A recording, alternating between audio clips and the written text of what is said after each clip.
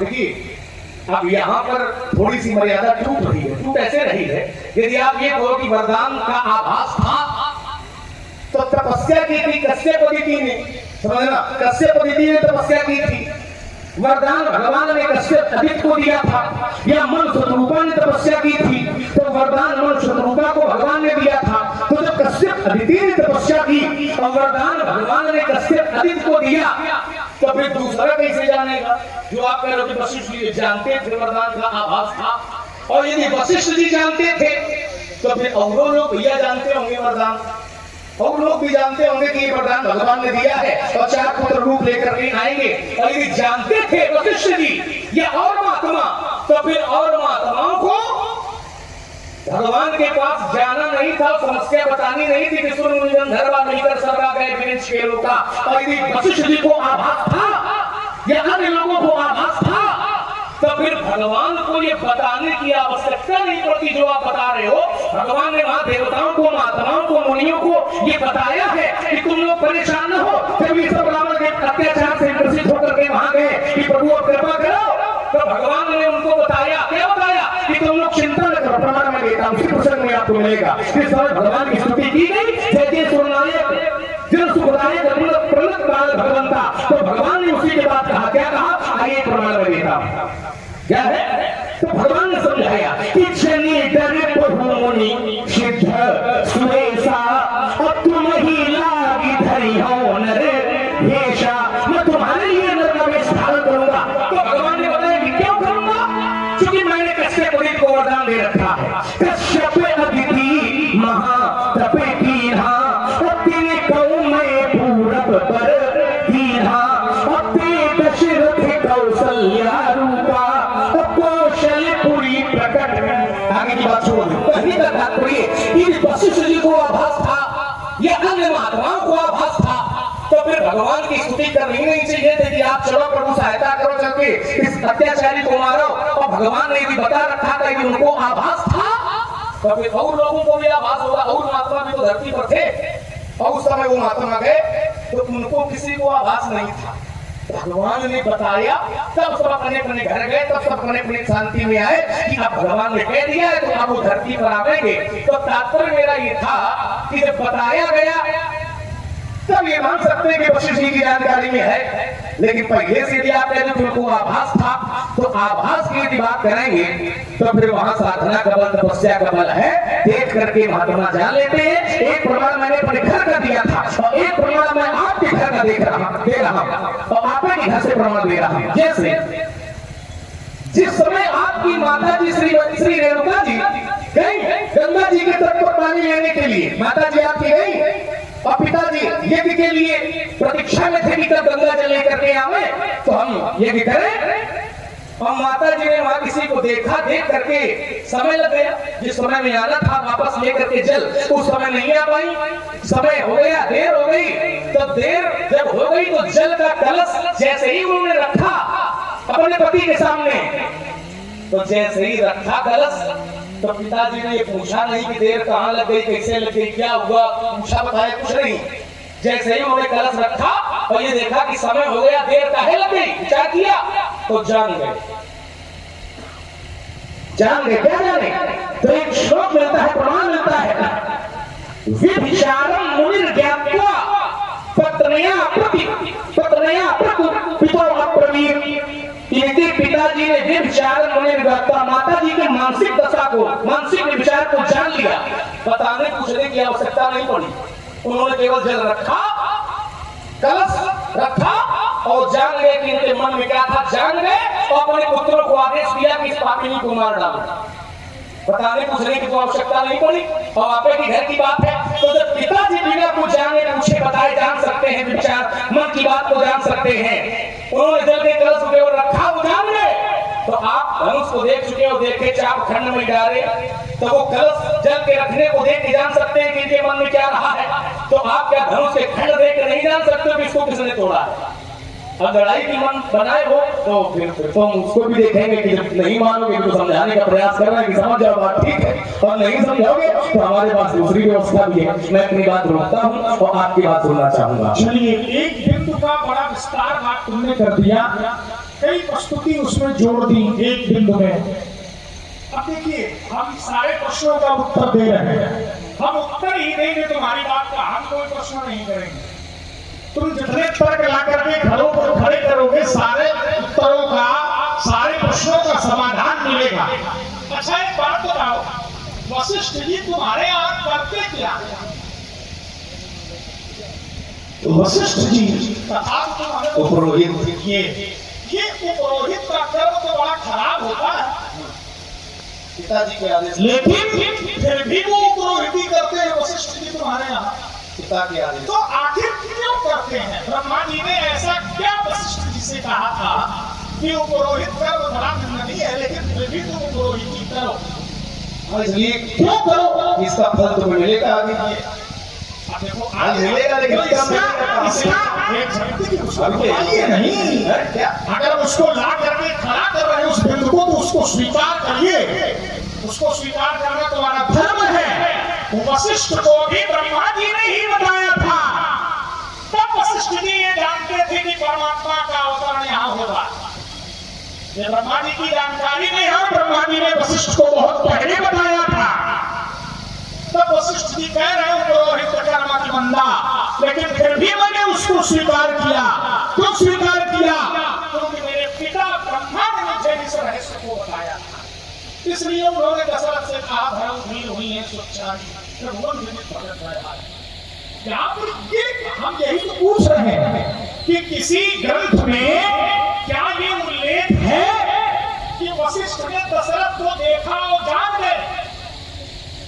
अगर कोई उल्लेख हो ग्रंथों में तो मैंने पहले भी पूछा था, मैं फिर पूछ रहा हूं, आपने उस ग्रंथ का नाम बताइए, मैं उसको देखूंगा। लेकिन बलपूर्वक किसी अप्रमाणित बात को प्रमाणित करने का साहस ये अच्छी बात नहीं है, क्योंकि ये अगर हम करेंगे तो समाज तुम्हारे ऊपर प्रश्न भले ही न लगावे, तुम बच्चे हो, लेकिन परशुराम के चरित्र पर प्रश्न लगाया जाएगा, क्योंकि परशुराम की एक गरिमा है। तो जो शास्त्र में है उसका उल्लेख हो, जो शास्त्र में नहीं है उसका उल्लेख करने की आवश्यकता नहीं।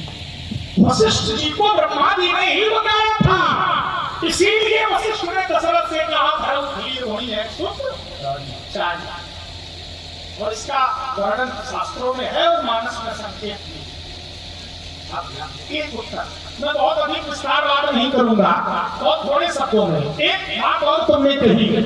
तुमने कहा परशुराम जी, क्रोध जब धर्म से जुड़ता है तो लोग प्रशंसा करते हैं, ये लक्ष्मण ने कहा। और प्रमाण क्या दिया इन्होंने?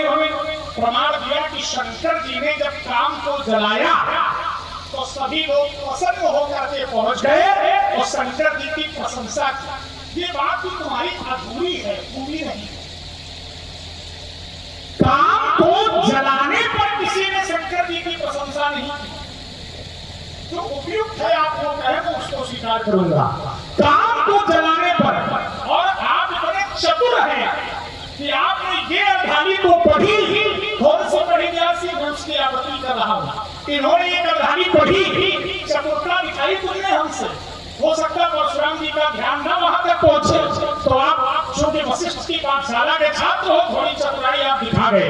क्या चतुराई दिखाई? तुमने पढ़ा, क्या पढ़ा? पृथक पृथक तिन्ह की प्रशंसा और भय प्रसन्न चंद्र अब। सारे लोगों ने पृथक पृथक रूप से प्रशंसा की भगवान शंकर की, लेकिन ये प्रशंसा क्या नाम के जलाने पर है? ना, ये प्रशंसा तब है जब भगवान शंकर ने काम को जलाया, और काम को जलाने के बाद भगवान शंकर ने रति को वरदान दिया। जब रति को वरदान दिया, प्रशंसा तब है। आधारी मैं कर रहा हूं, केवल क्रोध पर प्रशंसा नहीं है, क्रोध में तो डर है। बुरे लोग प्रसन्न हो गए, अच्छे लोग डर गए, लेकिन वास्तविकता क्या है? आचार्य कहते हैं काम जारी, ये बात काम जारी रति को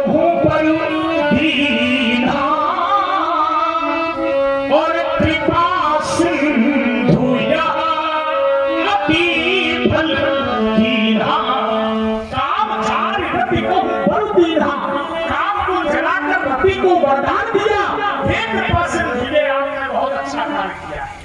तो क्रोध पर आप हमें प्रहलाद चरित्र सुना रहे हैं, वहां पर भी आपको देख लें, वहां पर भी चलिए। नृसिंह भगवान ने क्रोध किया, तो क्या नृसिंह के क्रोध पर संसार प्रसन्न हुआ?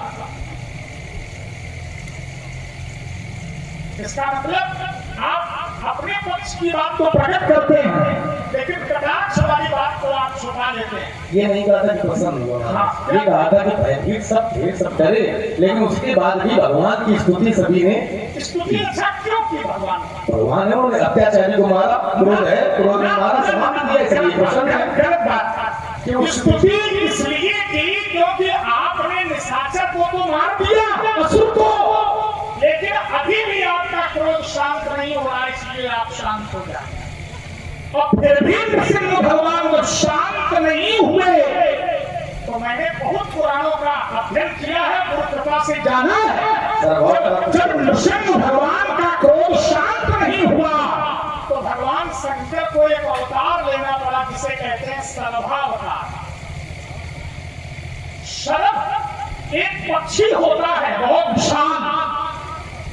शलभा हमारे यहाँ 108 उपनिषदों में शलभोपनिषद है, जिसमें भगवान शंकर की स्तुतियां गाई गई हैं। भगवान शंकर ने शलभावतार धारण किया और नृसिंह भगवान को अपने पंजों में दबा करके शलभ भगवान हो गए।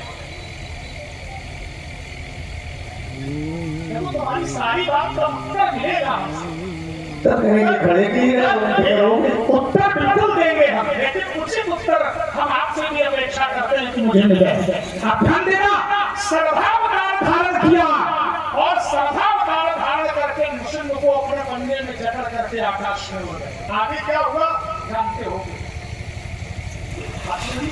जहां जहां क्रोध है, जहां जहां रजोगुण है, जहां जहां कर्तव्य बोध पर क्रोध है, वहां वहां पर क्रोध की प्रशंसा कोई नहीं करता। सब यही कहते हैं कि अरे स्वाभाविक है कि जब क्रोध होगा तो लोग भयभीत होंगे। क्रोध में समर्थन नहीं है, क्रोध में प्रशंसा नहीं है, लेकिन क्या नहीं करना चाहिए? करना चाहिए। जैसे शिव जी ने किया, जैसे सनत कुमारों ने किया, जैसे नारद ने किया, जैसे कपिल ने किया, जैसे परशुराम ने किया, जैसे नृसिंह ने किया, लेकिन कहीं भी किसी ने नहीं किया कि आप क्रोध करते बहुत अच्छा कर रहे हैं। कोई ये नहीं कहता, लेकिन प्रत्येक व्यक्ति को, अच्छा देखिए, मानस की अवधानी कहती है, भगवान का ये स्वभाव, शासन करते हैं, लेकिन शासन पर प्रशंसा नहीं है, क्रोध पर प्रशंसा नहीं है, कृपा पर प्रशंसा है। वही महापुरुष जब कृपा करते हैं तो कृपा करने पर लोग प्रसन्न हो जाते हैं। जैसे साहस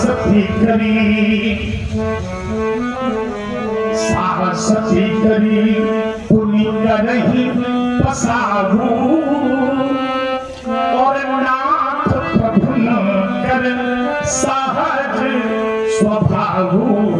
शासन कर, पहले तो शासन है, लेकिन फिर कृपा है।